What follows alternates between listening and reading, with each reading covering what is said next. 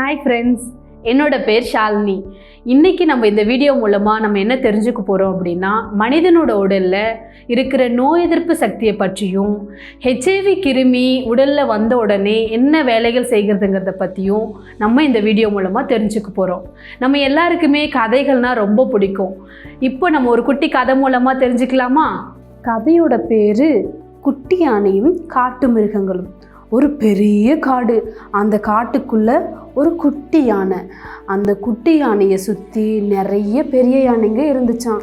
அந்த பெரிய யானைகளோட வேலை என்னவா இருந்ததுன்னா, இந்த குட்டி யானைக்கு எந்த ஒரு பாதிப்பும் வராமல் பத்திரமா பாதுகாக்க வேண்டியது இந்த பெரிய யானைகளோட வேலையாக இருந்தது. ஒரு நாள் அந்த காட்டுக்குள்ளே இருக்கிற புலி நம்ம எப்படியாவது இந்த குட்டி யானையை வேட்டையாடணும்னு முயற்சி பண்ணுதான்.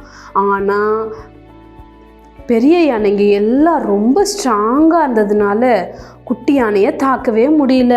அடுத்ததாக இன்னொரு நாள் அந்த காட்டுக்குள்ளே இருக்கிற கரடி அண்ணா நான் போய் எப்படியாவது குட்டி யானையை தாக்க போகிறேன்னு முயற்சி பண்ணுதான். ஆனால் கரடியாலையும் தாக்க முடியலையாம்.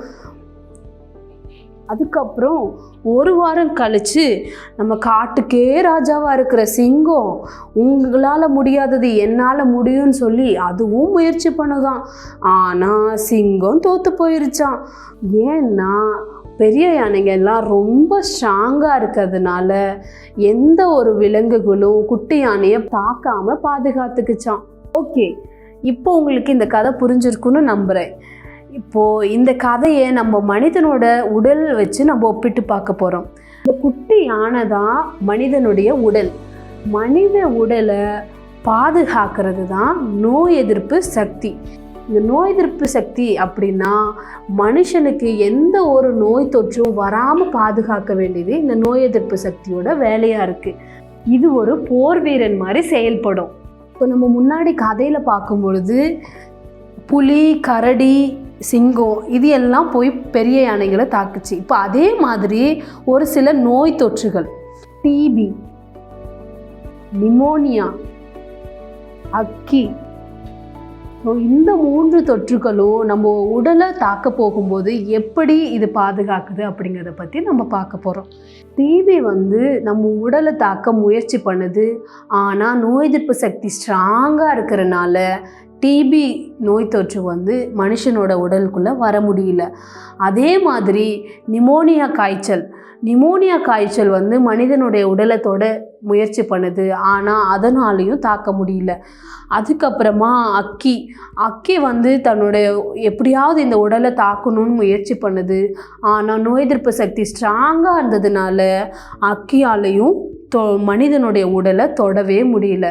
என்ன காரணம் அப்படின்னா, நம்மளுடைய நோய் எதிர்ப்பு சக்தி ரொம்ப ஸ்ட்ராங்காக இருக்கிறதுனால எந்த ஒரு நோய் தொற்றுகளும் மனிதனோட உடலை தாக்கவே முடியல.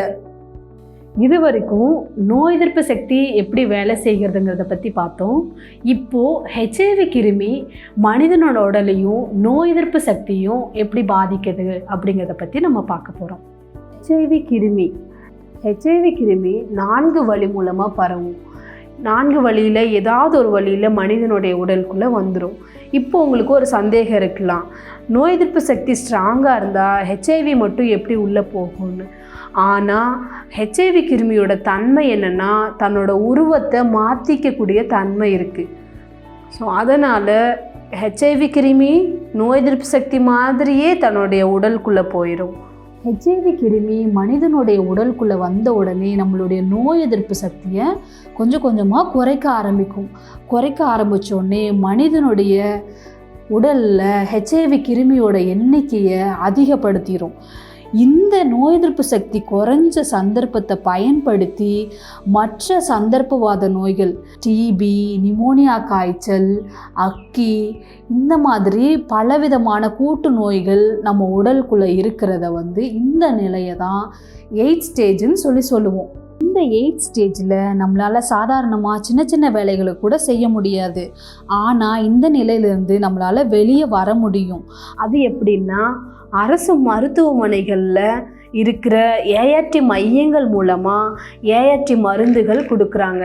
இந்த ஏஆர்டி மருந்துகளை சரியான நேரத்துக்கு ரெகுலராக எடுத்துக்கும்போது ஹெச்ஐவி கிருமிகளோட எண்ணிக்கை கட்டுப்பாட்டு நிலைக்கு கொண்டு வரும். ஹெச்ஐவி கிருமிகளை கட்டுப்பாட்டு நிலையில் வைக்கிறது தான் இந்த ஏஆர்டி மாத்திரையோட வேலைகளாக இருக்குது.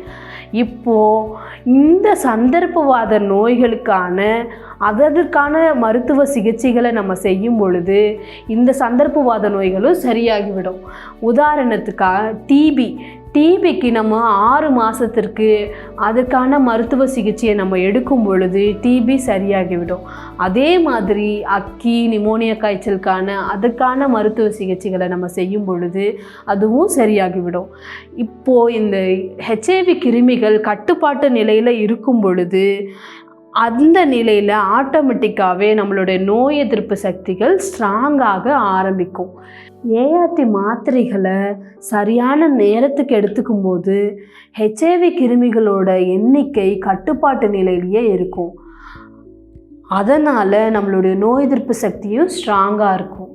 ஏஆர்டியோட இன்னும் 2 முக்கியமான விஷயங்கள் என்ன அப்படின்னா, சத்தான ஊட்டச்சத்துள்ள உணவுகளை எடுத்துக்கொள்ளணும். அது மட்டும் இல்லாமல் நம்மளுடைய மனதையும் சந்தோஷமாக வைத்துக்கொள்ளணும்.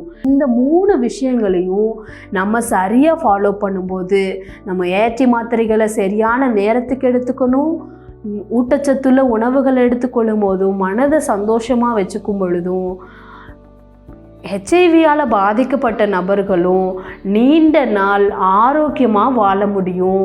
அவங்க என்ன வாழ்க்கையில் முன்னேறணும், ஹெச்ஐவியால் பாதிக்கப்பட்டவங்க அவங்க வாழ்க்கையில் என்ன சாதிக்கணும்னு நினைக்கிறாங்களோ அதையும் சாதிக்க முடியும். இதை பற்றி இன்னும் கூடுதலாக நம்ம அடுத்தடுத்து வர வீடியோக்களை நம்ம தெரிஞ்சுக்கலாம். ஓகே, இப்போது நம்ம நோய் எதிர்ப்பு சக்தியை பற்றியும் ஹெச்ஐவி கிருமி பற்றியும் நம்ம ஓரளவு தெரிஞ்சிருப்போம். இன்னும் வரக்கூடிய வீடியோக்குள்ளே நம்ம இதை பற்றி நிறைய கூடுதலான தகவல்கள் தெரிஞ்சுக்கலாம். அது வரைக்கும் டாட்டா, பாய் பாய்.